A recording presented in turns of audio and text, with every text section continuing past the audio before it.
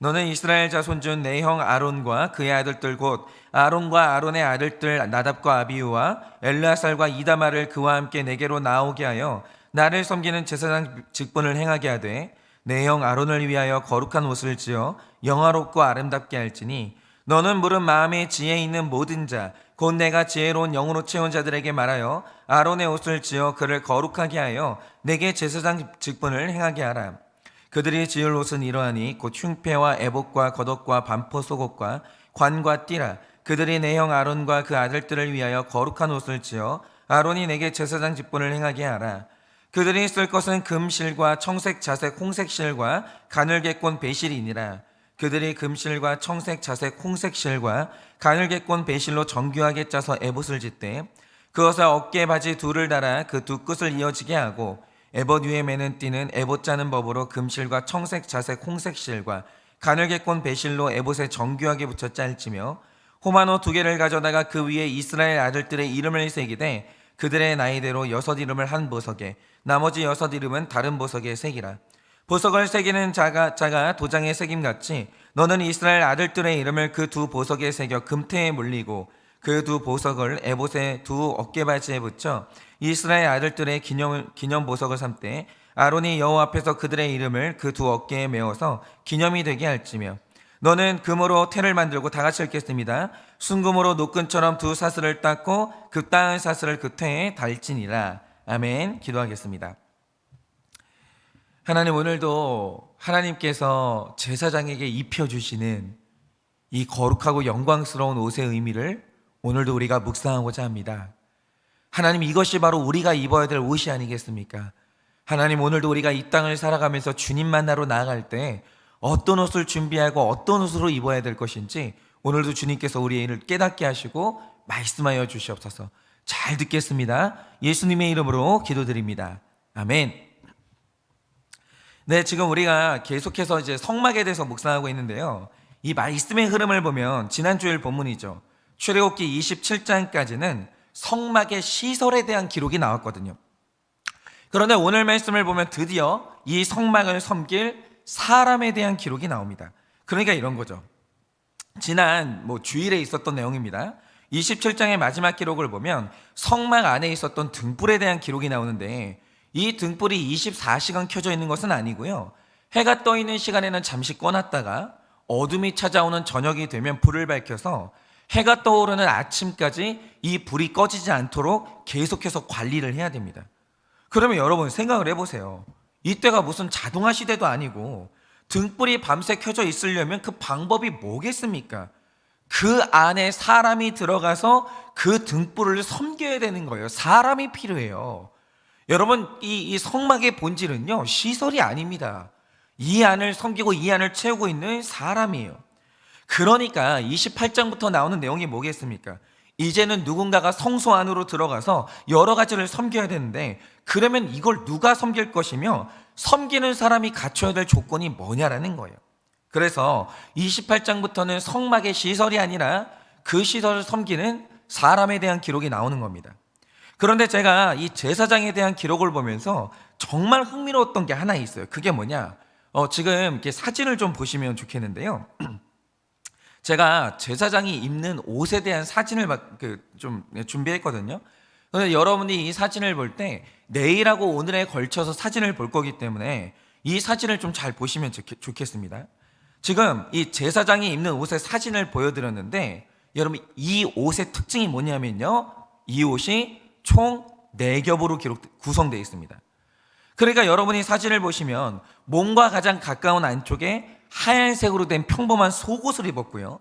그 다음 겉쪽에 청색 옷감으로 만든 겉옷을 입습니다. 그리고 오늘 말씀에서 다루게 될 앞치마 같은 화려한 에봇을 입었고요. 그리고 마지막에 가슴팍을 가리는 흉패를 이제 가리게 됩니다. 그런데 이 4겹의 구성을 보고 있으면 뭐가 생각나는 게 없으십니까? 우리가 지난 금요일에 성막의 덮개를 묵상했는데 성막의 덮개가 4겹이었다라는 거죠. 그런데 여기서 재밌는 게 뭐냐면 오늘 제사장이 입은 옷이나 성막의 덮개나 4겹으로 구성됐다는 것은 똑같은데 중요한 건 그 구성이 완전히 다릅니다. 순서가 완벽히 달라요. 예를 들어서 성막의 덮개 같은 경우에 가장 화려한 것들은 밑에 두면서 보이지 않게 철저하게 가립니다. 그리고 겉으로 나가면 나갈수록 화려하지 않고 초라해 보이는 것들이 계속해서 겉으로 드러나는 거예요. 그리고 마지막에 드러나는 게 뭐냐? 아름다움이 전혀 없는 물개 가죽이 가장 바깥으로 드러나는 거예요. 그런데 오늘 제사장의 옷을 보면요, 이 구성이 정반대로 뒤집혀 버립니다. 일단 가장 보잘것없고 평범한 옷은 가장 안쪽에 입습니다. 그리고 이 옷의 구성이 바깥으로 나오면 나올수록 화려하고 럭셔리해지기 시작해요. 그런데 심지어는 가장 바깥에 가슴팍에 달고 있는 흉패는 뭐냐? 진귀한 보석으로 완전히 꾸며져 있습니다. 다 진귀한 보석이에요. 그러면 이게 뭘 의미하냐 이거죠. 제가 이 구성에서 다시 한번 이 구속사를 좀 보게 됐는데요. 자, 예수님이 이 땅에서 살아가시는 날 동안 사람들에게 보여주셨던 삶이라는 게 뭐였습니까? 근본 하나님의 본체가 되시는 그 아름다운 영광은 가장 깊숙한 곳에 숨겨두시고, 사람들에게 보여주셨던 것은 종의 모습, 죄인된 사람의 형상, 그리고 복종의 모습을 끝없이 보여주시는 거예요. 나는 아무것도 아니다, 나는 연약하다, 이걸 끝없이 보여주고 가신 거예요. 그런데 바로 이게 이 땅을 우리가 살아가는 날 동안 사람들에게 보여줘야 되는 모습이 이거라는 거죠. 여러분, 우리가 이 세상을 살아가는 날 동안 기죽을 필요 없습니다. 여러분, 그리스도인들은요, 강력한 자존감으로 무장한 사람들이에요. 여러분, 우리 가슴 안에는요 100%의 구원의 확신이 있는 게 탁자예요. 그렇지만 우리는요, 우리가 이 강력한 자존감을 가지고 있기 때문에 교만함에서 벗어날 수 있는 거예요. 우리가 100% 죄인 되어서 오직 하나님의 은혜로 구원을 받았기 때문에 봉사 좀 했다고 생색낼 필요가 없고요, 헌금 좀 했다고 영향력 끼치려고 할 필요가 없고요, 좀 배웠다고 사람 무시하고 그렇게 사는 게 거룩한 인생이 아니라는 거예요. 여러분, 이 땅을 살아가는 우리는요, 그저 죄인된 나 자신을 끝없이 고백하면서 내가 죄인인 것을요 1년 365일 기억해야 돼요. 왜냐? 그래야 수시로 올라오는 나의 교만, 수시로 찾아오는 죄로부터 나 자신을 지킬 수 있는 거예요. 우리는요, 날마다 내가 죄인인 거를 기억하지 못하면 교만에 넘어지고 또 죄에 넘어집니다. 그런데 우리가 이렇게 죄인인 걸 기억하고 살다 보면요, 대접은 못 받아요. 분명해요.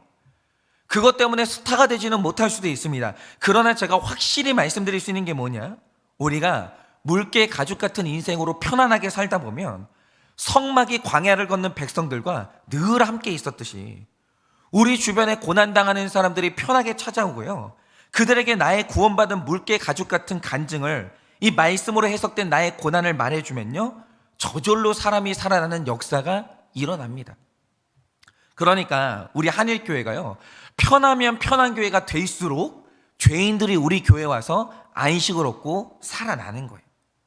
그러니까 이 땅에서 사람한테 유명한 자가 되고 싶으면 화려한 덮개를 걸치고 있으면 돼요. 그러면 됩니다. 명품 옷 입고 사람들한테 나 자신을 자랑하면 돼요. 그러나 사는 날 내내 겸손하게 살면서 하나님께 유명한 자가 되려면 화려한 덮개는 숨기고 물개 가죽 같은 인생으로 나가면 되는 겁니다.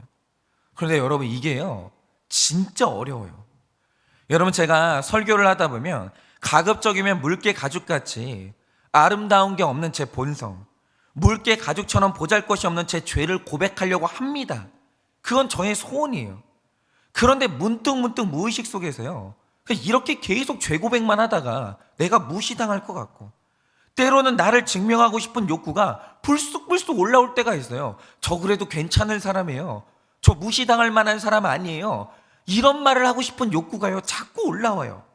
그러니까 어느 날은 좀 거룩한 사람이라는 칭찬도 듣고 싶고 똑똑한 사람이라는 칭찬도 듣고 싶어서 은근히 설교문 안에 지식 자랑하는 걸 넣는 거예요. 설교문을 화려한 덮개로 덮을 때가 있다라는 거죠. 그런데 매일 아침 예배 때 제가 설교하기 전에 마지막으로 설교 원고를 한 번 더 읽어보거든요. 대부분의 내용은 물개 가죽 같은 내용으로 덮여져 있습니다. 그런데 간혹 가다가 제 설교를 다시 한번 점검하다 보면요, 화려한 덮개 같은 자기 자랑이 딱 껴있을 때가 있는 거예요. 그걸요 설교문 작성하는 당시에는 몰라요. 시간이 좀 지난 뒤에 한 번 더 읽어보면 꼭 그런 게 한 번씩 섞여 있어요. 화려한 장식이 섞여 있다라는 거죠. 설교문 안에. 그러면 이 아침에요, 그런 내용들이 있으면 얼른 지워버리는 거예요. 그리고 다시 설교를 하는 거죠. 여러분, 이렇게 우리는요, 태어날 때부터 자존적인 교만함이 있기 때문에 화려한 덮개, 이 교만함을 숨기고 사는 게 얼마나 어려운지 모릅니다. 얼마나 어려운지 몰라요. 우리가 교회 생활을 하다 보면요, 봉사를 하면서도 그렇게 자기를 증명하려고 해요. 그렇게 인정받으려고 해요. 자랑하고 싶어 해요. 이 욕구가요, 불쑥불쑥 올라옵니다. 그런데 여러분, 잘 보세요. 우리가 이 땅에서 사람 앞에 나갈 때는 화려한 덮개는 숨기고 물개 가죽의 모습으로 나가는 게 맞아요. 그런데 오늘 제사장이 그러하는 것처럼 우리는요, 코람 호미니무스, 사람 앞에만 서는 게 아니에요. 여러분, 우리는요, 코람 데오, 하나님도 만나야 될 거 아닙니까? 하나님 앞에 나갈 때가 있다라는 거예요. 그러니까 우리가 기도할 때도 하나님 앞에 서는 것이고, 예배를 드릴 때도 하나님 앞에 서는 것인데, 이제 이 땅에서 우리의 삶을 끝내고 죽음으로 들어가면요, 문자적으로 하나님 앞에 서야 돼요. 그런데 하나님 앞에 설 때는 질서가 완전히 변하게 되는데, 하나님 앞에 설 때는요, 물개 가죽 같은 우리 죄인의 모습으로 나가는 게 아니에요. 우리가 하나님 앞에 나갈 때는요, 내 인생에서 가장 아름답고 영광스러운 모습으로 나아가야 되는 거예요. 그러면 오늘 이 제사장의 모습을 좀 보세요. 여러분, 제사장이 뭐 하는 사람입니까? 이스라엘 모든 사람을 대표해서 하나님이 임재해 계시는 장소로 나아가는 유일한 사람이 대제사장이에요. 하나님의 존전 앞으로 나아가는 사람이라는 거죠. 그런데 하나님 앞에 나아갈 때 이 제사장의 모습이 뭡니까? 평소에는 물개 가죽처럼 겸손한 모습으로 사람들 앞에 서요. 그러나 하나님 앞에 나아갈 때는 물개 가죽 같은 모습으로 나아가는 게 아닙니다. 여러분이 사진을 보셔서 아시겠지만 제사장의 모습이라는 것은요, 무슨 원자력 발전소에 들어가는 것처럼 일하기 위해서 필요한 최소한의 부분이 있죠. 예를 들어서 얼굴, 손, 발, 이 딱 세 부분을 제외하고는요, 모든 것을 가려버립니다. 죄인의 형상을 완전히 가려요. 이게 제사장의 옷인데, 이때 가장 밖으로 보여주는 모습은요, 5절 말씀이 말하는 것처럼 금색, 청색, 자색, 홍색 실과 가늘게꼰 배실로 가장 아름다운 옷을 만든 다음에 바로 그 모습으로 하나님께 나아가는 거예요. 하나님께는 물개 가죽으로 나아가는 게 아닙니다. 영광스러운 모습으로 나가는 거예요. 그러면 가장 영광스럽고 아름다운 모습으로 나간다는 게 뭔가? 오늘 말씀은 이게 중요하거든요. 이거는 두 가지로 나눌 수 있는데, 첫 번째가 칭의의 측면이고 두 번째가 성화의 측면이에요. 이 두 가지로 나눌 수 있는데요, 제가 지난 시간에 이 성소의 덮개를 설명하면서 가장 밑에 있는 화려한 덮개가 뭘 의미하냐, 그게 바로 예수님의 진짜 모습이라고 말씀드렸어요. 그러니까 이 예수님의 진짜 모습은 너무너무 화려하고 영광스러운 게 진짜 모습이에요. 그런데 오늘 제사장의 옷을 보니까 이제는 그 영광스러운 옷으로 나를 완전히 가리고 가장 화려하고 영광스러운 모습으로 하나님께 나아가는 거예요. 그럼 이 말 뜻이 뭐겠습니까? 우리가 하나님 앞에 나아갈 때는요, 나는 완전히 사라지고 예수님의 모습으로 나간다는 거예요. 예수님의 모습으로 반드시 나가는 겁니다. 여러분, 우리가 기도할 때요, 나의 이름으로 기도하는 게 아니에요. 예수 그리스도의 이름으로 기도하는 거예요. 여러분, 바로 이겁니다. 그러면 이 말 뜻이 뭐겠습니까? 예를 들면 이런 거예요. 잘 들어보세요. 우리가 창세기 27장을 보면 야곱이 이삭에게 장자의 축복을 받는 장면이 나오는데 굉장히 유명한 장면이거든요. 근데 여기에 구속사가 있어요. 여러분, 이 장면을 유심히 보세요. 이 당시에 아버지 이삭은 처다들인 에서를 너무 사랑했습니다. 그가 사랑했던 건 에서라는 거죠. 심지어 두 사람은 취향도 정말 똑같았는데요, 예를 들어서 에서는 들에 나가서 사냥을 하는 용사였습니다. 그래서 그가 사냥한 고기를 가져와서 아버지에게 요리를 해주면 이삭이 그걸 너무 맛있게 먹는 거예요. 그러니까 이삭이 에서에게 축복을 예고하던 날 축복의 조건 중에 딱 하나를 걸었는데 그게 뭡니까? 창세기 27장 4절을 보면 이렇게 말합니다. 내가 즐기는 별미를 만들어서 내게로 가져와서 먹게 하여 내가 죽기 전에 내 마음껏 너에게 축복하게 하라, 이런 거예요. 그러니까 여러분, 이삭이 살면서요, 가장 행복했을 때가 언제인 줄 아십니까? 아들 에서가 만들어준 고기 요리를 먹을 때 인생에서 제일 행복했어요. 이 말 뜻이 뭐냐면, 안 그래도 장자라서 예뻐 죽겠는데 이 아들이 만드는 음식이 내 입에 딱 맞는 거예요. 취향이요, 아들하고 아버지가 딱 맞아요. 여러분, 인간끼리도요 취향이 맞잖아요. 그래서 결혼하는 거예요. 안 이뻐할 수가 없는 거예요. 정말 이상하게 남자들은요 맛있는 음식을 먹을 때 사랑받는다고 느껴요. 그러니까 이삭이요, 에서가 해주는 요리를 먹을 때요, 내가 이 아들한테 효도받고 있다, 사랑받고 있다, 이걸 날마다 느끼는 거예요. 그러니까 이삭은요 에서를 사랑하지 않을 방법이 없는 겁니다. 너무 사랑하는 아들이었어요. 그런데 반면에 야곱은요, 일단 둘째 아들이고 아버지 마음에 드는 게 전혀 없어요. 예를 들어서 아버지가 등산을 좋아한다고 하죠. 이 아들은요 산을 좋아하는 아들이 아니에요. 집을 좋아해요. 그러니까 볼 때마다 꼴이 보기가 싫은 거예요. 하나도 맞는 게 없는 거죠. 그러니까 편애가 일어나는 겁니다. 그런데 야곱이 아버지 이삭에게 장자의 축복을 받는다? 그건 있을 수가 없는 일이에요. 불가능해요. 나로는 안 되는 거예요. 그런데 결국 야곱이 장자의 축복을 받거든요. 그러면 그 방법이 뭐였습니까?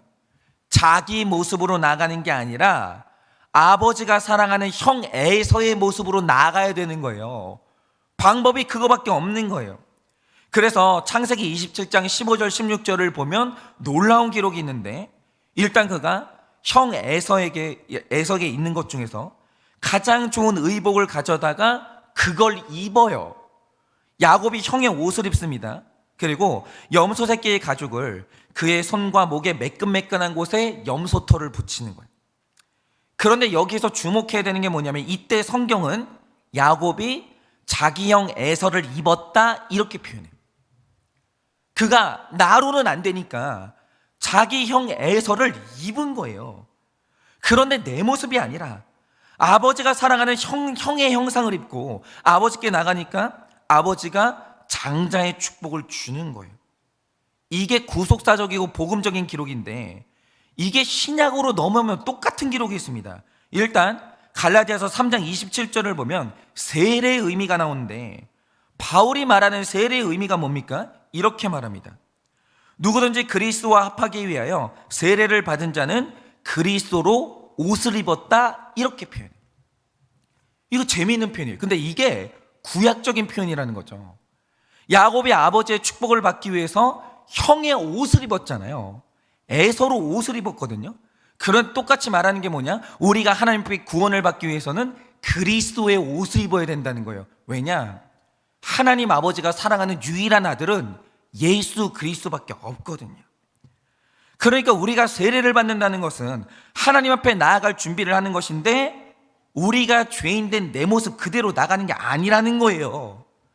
하나님 아버지가 사랑하는 유일한 아들 예수 그리스도로 옷 입고 그 앞에 나가는 거예요.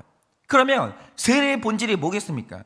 그것은 예식이 아니라 신앙 고백인데, 세례를 받는 자는 반드시 이 고백을 해야 되거든요. 그 고백이 갈라디아서 2장 20절에 기록되어 있는데 이렇게 말씀하고 있습니다.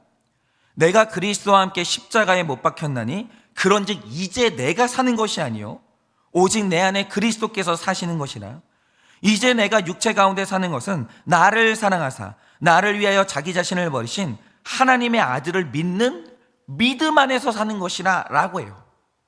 예수 그리스도의 옷을 입어야 나는 하나님께 구원받을 수 있다는 것을 믿는 거예요. 그러면 예수님이 자기 옷을 입혀주신다는 거예요. 바로 이겁니다. 여기서 믿음에 이 초자연적인 이 기능이 나오는데, 내가 하나님의 아들 예수 그리스도를 이 방법밖에 없다. 나는 내 형상으로 나가는 게 아니라 하나님이 사랑하시는 아들 예수님의 형상으로 나가야 된다. 이걸 믿을 때 일어나는 일이 있어요. 그게 뭐냐? 내가 예수님 안으로 들어가게 되는 거예요. 이걸 바꿔 말하면 오늘 제사장이 자기 자신을 완전히 가리는 이 거룩한 옷을 입었듯이 예수님이 우리를 품어요. 이게 놀라운 일이에요. 그러니까 만약에 지금 여러분들 중에 나는 예수 그리스도가 아니면 구원받을 수 없다, 이 신앙 고백을 한 분들이 있다라는 거죠. 그럼 여러분 눈에는 보이지 않지만 분명히 벌어지고 있는 영적인 형상이 뭐냐? 지금 예수님이 여러분을 품고 있어요. 어디까지 품고 있냐? 머리부터 발끝까지 절대로 보이지 않도록 꽉 품고 있다는 거죠. 그리고 이 상태로 예수님이 나를 안고 하나님 앞에 나아가면 우리를 품으신 예수 그리스도를 보고 나에게 천국의 문을 열어주시는데, 이게 바로 칭의라는 거죠. 하나님이 오늘도 우리를 사랑하시고 의롭다 하시는 이유는 내 행위가 의로워서가 아니라 내가 입고 있는 예수 그리스도의 이 형상, 이 옷이 나를 의롭다고 칭하게 만들어주는 거예요. 여러분, 이건 옳고 그름의 문제가 아니라 구속사의 기록 안에 흐르고 있는 구원의 원리라는 거죠. 여러분, 이렇게 오늘 제사장이 하나님께 나아가기 위해서는요, 2절 말씀이 말하는 것처럼 거룩한 옷을 입어야 돼요. 그러면 이 거룩한 옷의 첫 번째 의미가 뭐냐? 예수님을 믿는 믿음으로 무장하는 거예요. 예수님이 우리를 품어주셔야 돼요. 하나님이 우리를 볼 때 나 자신의 죄인된 모습을 보는 게 아니라 사랑하는 그 아들 예수님의 형상을 봐야 돼요. 그게 바로 거룩한 옷을 입는다는 말의 의미예요. 그래서 제가 자꾸 죄 고백하시라는 거예요. 우리는요, 내 형상으로 안 돼요. 우리 능력으로도 안 되고 우리 인생으로도 안 되는 거예요. 오직 예수 그리스도의 은혜로만 되는 거예요. 그래서 그리스도인들은요, 다른 거 다 필요 없어요. 오직 예수예요. 오직 예수밖에는 없는 거예요. 자, 이게 첫 번째고, 그런데 말씀을 보면요, 거룩한 옷을 입는다는 것의 두 번째 의미가 나오는 거예요. 그게 바로 예수님으로 옷을 입어야 되지만 나 자신도 거룩하게 되는 성화가 있어야 되는 거예요. 그런데 오늘 말씀을 보면 우리가 거룩하게 되는 데 있어서 절대로 없으면 안 되는 핵심 요소가 하나 나옵니다. 그게 뭐냐? 오늘 제사장이 하나님을 만나기 위해서 거룩한 옷을 입어야 되는데 이 옷을 제사장 본인이 만든 게 아니라는 거예요. 이 옷은요, 3절이 말하는 것처럼 하나님이 지혜로운 영으로 채워준 그 사람들이 만든 옷이에요. 그런데 이 기록이 중요한 이유가 뭐냐면요, 이게 구약에서 유일하게 나오는 성령 충만의 표현의 유일한 표현이에요. 그런데 여러분, 구약에서 성령으로 충만했다는 표현은요, 노아도 받은 적이 없고 아브라함도 받은 적이 없고 위대한 엘리야도 아니고 심지어도 모세도 성령 충만했다는 기록이 없어요. 그런데 구약에서 유일하게 성령으로 충만함을 받은 사람이 누구냐? 제사장에게 거룩의 옷을 만들어준 이 사람들만 유일하게 성령 충만으로 채용을 받았다라는 거죠. 그러니까 오늘 제사장이요, 이 성령 충만한 사람을 만나지 못했으면 거룩한 옷을 입지 못해요. 그러면 하나님을 만날 수가 없는 거예요. 그러니까 이게 말해주는 게 뭐겠습니까? 우리가 하나님께 나아갈 때는 예수님이 나를 품어주시는 칭의도 있어야 되지만 동시에 나도 거룩해야 되는 성화도 있어야 되거든요. 그런데 이 성화에서 필수가 뭐냐? 가끔 많은 분들이 말씀하시기를 교회는 하나님을 만나는 것이지 사람 만나는 데가 아니야, 이런 말씀도 하시고, 우리가 하나님만 의지해야지 사람 의지하면 안 돼, 뭐 이런 말씀을 하시거든요. 그런데 이 말이요, 되게 영적으로 들리긴 해요. 거룩하게 들리기는 하는데 사실 이거는 틀린 말이에요.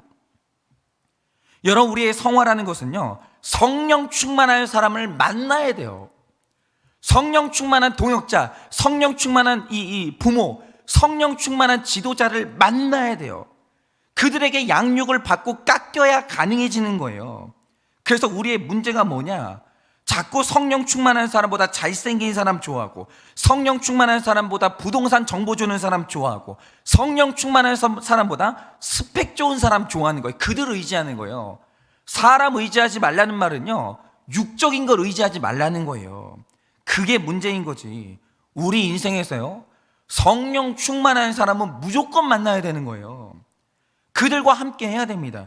그러면 성령 충만한 사람이 도대체 누군데요? 딱 이렇게 생각하시면 되는데요, 성령 충만한 사람이 누구냐? 이렇게 생각하십시오.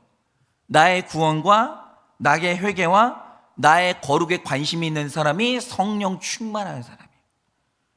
그게 바로 성령 충만이라는 거죠. 그 외에는 그냥 친구로 지내세요. 일하는 동료로 지내세요. 그런데 그 사람들은요, 의지의 대상도 아니고 멍에를 같이 맬 수 있는 사람도 아니에요. 오늘부터 우리가 정말 애타게 찾아야 되는 사람이 누구냐? 성령 충만한 사람이에요. 여러분, 인생에서요, 성령 충만한 사람 무조건 만나야 돼요. 안 만나면 안 됩니다.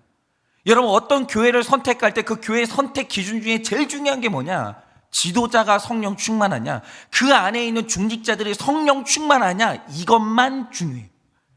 근데 그거 대화해보면 딱 알잖아요. 한 1년 정도 같이 생활해보면 알잖아요. 이 사람들이 뭐에 관심이 있는지 알잖아요. 애타게 성령 충만한 사람 만나야 되는 거예요. 근데 그 중에서도 이 세 종류의 사람을 무조건 만나야 되거든요. 근데 일단 이 만남에서 저는 부모님을 제외시키려고 합니다. 이유가 뭐냐? 부모의 만남은 내가 선택하는 게 아니에요. 부모와의 만남은 전적으로 이제 하나님 주권에 달린 문제인데, 그래서 그런데 다른 만남은 내 선택의 문제라는 거죠. 그래서 내 선택의 영역에서 반드시 만나야 되는 성령 충만한 사람이 누구냐? 첫째로 성령 충만한 배우자는 무조건 만나야 돼요. 신결혼해야 됩니다. 그래서 제가 정말 요즘 느낀 게 뭔지 아십니까? 성화는요, 도와주는 거예요. 나 혼자 수련하는 게 아니고요. 성화는요, 도와주는 거예요. 누가 나를 깎아줘야 되는 거예요. 나를 아름답게 수놓아줘야 되고 도와줘야 되는 사람이 있는데, 한 사람의 인생에서 나랑 가장 가까이 있으면서 누구보다 나랑 가장 오래 있는 사람이 누구겠습니까? 그건 부모 아니에요. 자녀 아닙니다. 배우자밖에 없어요. 그래서 배우자는요, 무조건 내 구원과 나의 회개와 나의 거룩에 관심을 가진 사람을 만나야 돼요. 배우자만큼 중요한 사람은 없습니다. 근데 그게 바로 신결혼이고, 성령 충만한 배우자를 만나면 내 인생의 성화는 이루어질 수밖에 없어요. 그거는 확실합니다. 성령 충만한 배우자를 만났다, 안심하셔도 돼요. 구원이 좌절될 수가 없어요. 너무 분명한 사실이잖아요. 그래서 우리 청년들은 지금부터 기도할 때 취업이 기도의 1순위가 아니에요. 신결혼이 1순위예요. 그리고 만약에 불신결혼 하신 분들이 있다, 그러면 자녀의 구원을 위해서 목숨 걸고 기도해야 되는 게 뭐냐? 불신 배우자가 회개하고 우리가 오늘 신가정이 될 수 있도록 가장 뜨겁게 기도하고 할 수 있는 모든 대가를 다 치러야 돼요. 배우자가 성령 충만해야 돼요. 이거만큼 중요한 게 없습니다. 그리고 두 번째로 성령 충만한 지도자를 만나셔야 되는데, 도대체 성령 충만한 지도자가 뭡니까? 성령 충만한 목회자, 성령 충만한 이 목자님, 그 누구냐라는 거죠. 이거는 제가 성도로 살 때도 가장 고민했던 문제고, 지금도 저 자신에 대해서 고민하는 문제인데요, 다른 사람보다 지도자가 성령 충만하다는 것은 일단 본인이 죄 고백이 돼야 돼요. 지도자가 위선이 있고 지도자가 죄를 고백하지 못하면, 여러분, 그 사람은 성령 충만한 지도자가 아닙니다. 일단 성령 충만한 지도자라는 것은 내가 먼저 죄 고백이 되고 내가 먼저 회개가 돼야 돼요. 그러면 그 다음에 그 지도자가요, 나를 양육할 실력이 있어야 돼요. 여러분, 솔직히 말해서 다른 사람들은 좋은 사람 만나시면 돼요. 착한 사람 만나시면 돼요. 근데 지도자는요, 실력 있는 사람 만나야 돼요. 영적인 실력 있는 사람 만나야 돼요. 나한테 답을 줄 수 있어야 되고 나를 변화시킬 양육의 실력이 있어야 돼요. 지도자는 실력 없으면 안 돼요. 여러분, 내가 어떤 지도자를 만나는데 그 만남에서 성장이 안 되고 그 만남이 내 죄를 끊지 못하게 만든다? 이거 옳고 그름의 문제가 아니라 나를 양육시켜주는 지도자를 만나는 게 맞아요. 인생이 한 번인데, 구원이 얼마나 중요한데, 내가 양육이 안 되는 지도자 곁에 뭐하러 있냐고요. 그건 지혜로운 게 아니에요. 여러분, 지도자는요, 무릇 영적인 실력이 있어야 돼요. 지도자는요, 나를 양육시켜 주시고 그리고 성장시켜 줄 실력이 있어야 돼요. 그래서 목자님들은요, 치열하게 훈련받아야 돼요. 치열하게 성장해야 돼요. 여러분, 목자는요, 실력이 있어야 돼요. 다른 사람보다 말씀을요, 정말요, 꿰야 돼요. 최소한 그 주 말씀, 설교 말씀은 꿰고 있어야 돼요. 그런데 이제 목원들이 딱 와가지고, 목자님, 지난주 말씀에서 이해 안 되는 게 있는데요, 이게 무슨 내용이에요? 근데 목자도 기억을 못해, 설교 내용은. 그거는 실격이에요. 그런 지도자가 어디 있냐고요. 여러분, 성령 충만한 지도자는요, 죄 고백이 되어야 돼요. 두 번째, 실력이 있어야 돼요.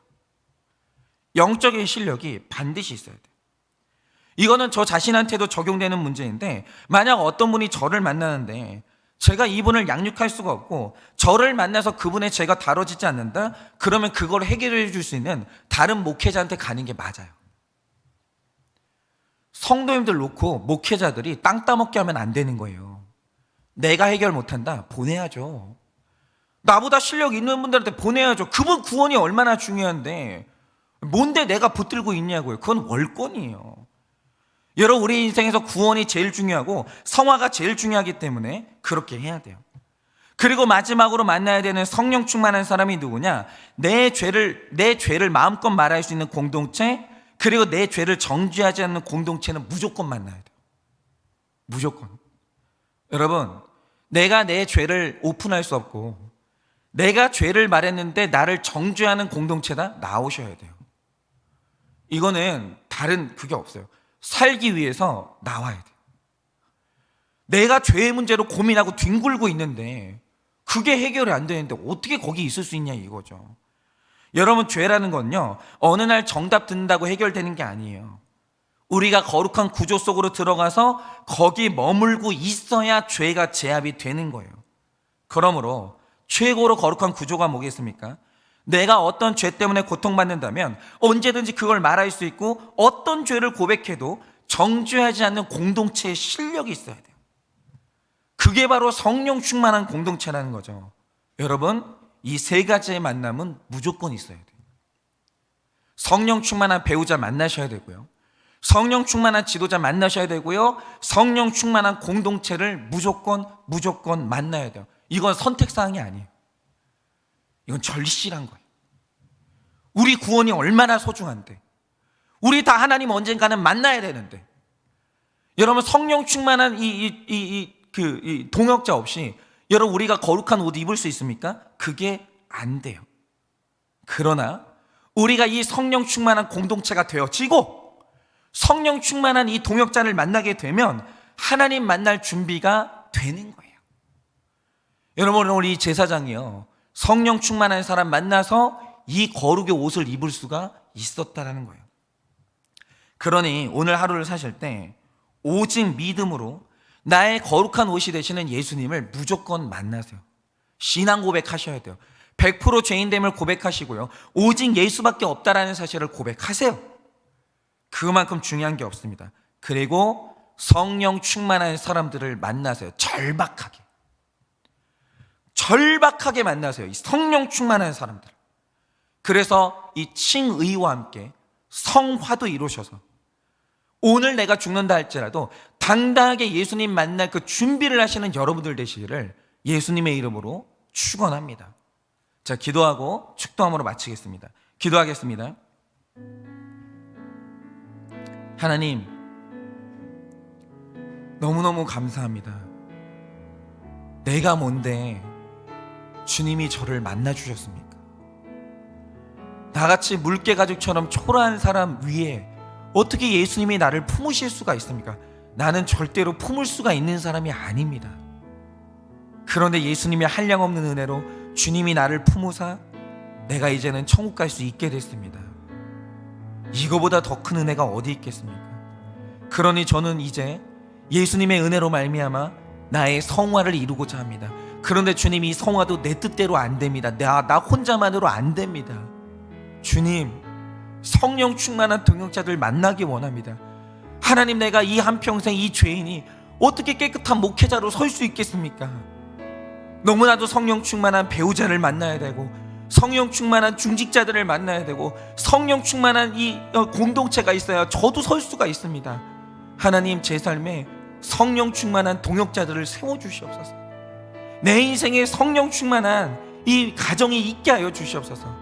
그래서 나도 구원받고 나 또한 남을 구원하는 데 도울 수 있는 우리 모두가 될 수 있도록 주님이 은혜를 허락하여 주시옵소서. 성령 충만한 만남을 꼭 있게 하여 주시옵소서. 지금은 우리 주 예수 그리스도의 은혜와 하나님 아버지의 그 크신 사랑과 성령님의 위로하시고 교통하여 주시는 그 역사하심이 나를 구원하시는 예수님을 만나고 성령 충만한 동역자를 만나 오늘도 우리 인생에 예수님 하나님을 만나기 위한 거룩한 옷을 입기를 원하는 여기 모인 모든 성도님들의 머리 위에 지금으로부터 영원 무궁토록 함께 있을지어다. 아멘.